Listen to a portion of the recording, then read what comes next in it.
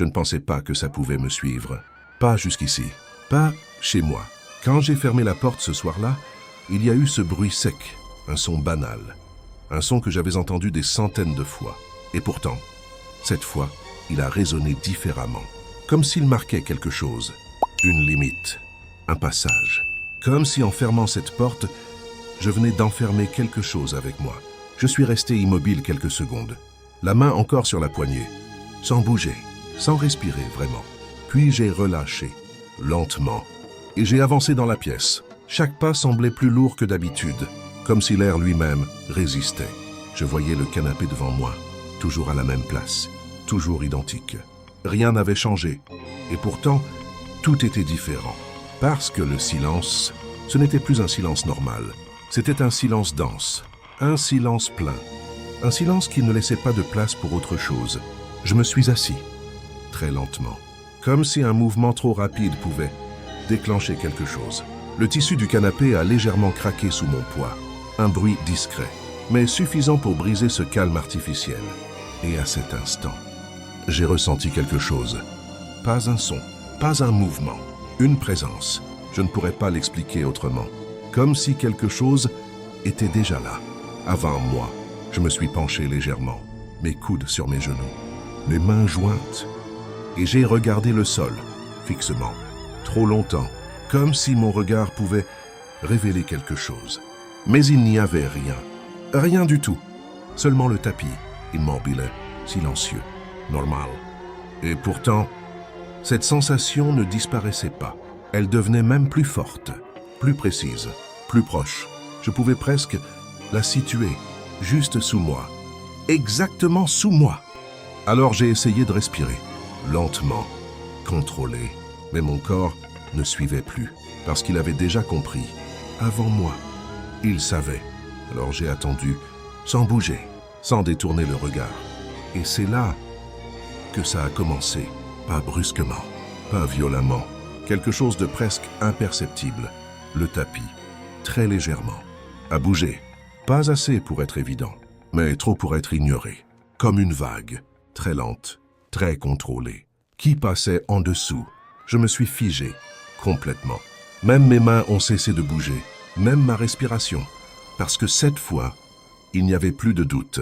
Ce n'était pas dans ma tête, ce n'était pas un souvenir, ce n'était pas le cimetière, c'était ici, sous moi. J'ai baissé les yeux encore plus, comme si me rapprocher allait m'aider à comprendre.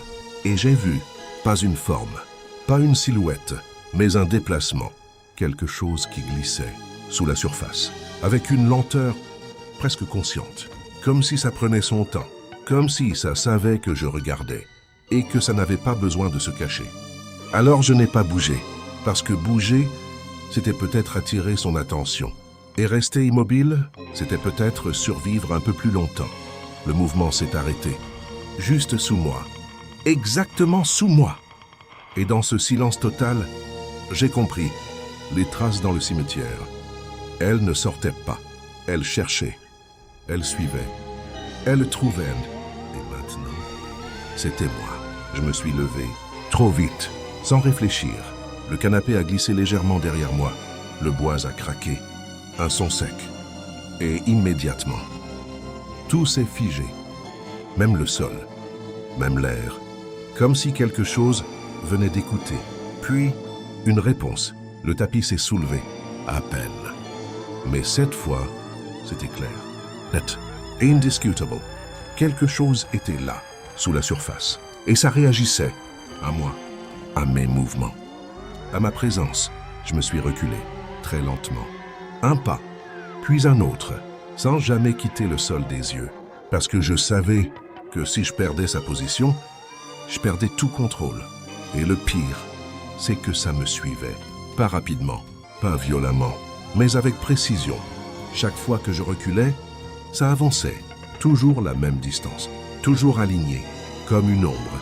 Mais sous le sol, je me suis arrêté, et ça s'est arrêté exactement au même moment. Comme un miroir, mais inversé. Alors j'ai fait une erreur, la pire. Je suis resté immobile et j'ai attendu pour voir si ça allait venir vers moi, sans mouvement, sans bruit, juste une présence. quelques secondes, ou peut-être plus. Puis, un dernier mouvement. Directement sous mes pieds, lent, lourd, précis. Et là, j'ai compris quelque chose de bien pire. Ce n'était pas le cimetière, ce n'était pas la terre, ce n'était pas un endroit, c'était moi. Depuis ce jour, je ne m'assois plus jamais sans réfléchir. Je ne reste jamais au même endroit trop longtemps. Et surtout, je n'ignore plus jamais le silence. Parce que parfois, quand tout est calme, quand la nuit est trop immobile, je le sens encore, sous le sol, sous les murs, sous moi. Toujours là, toujours présent.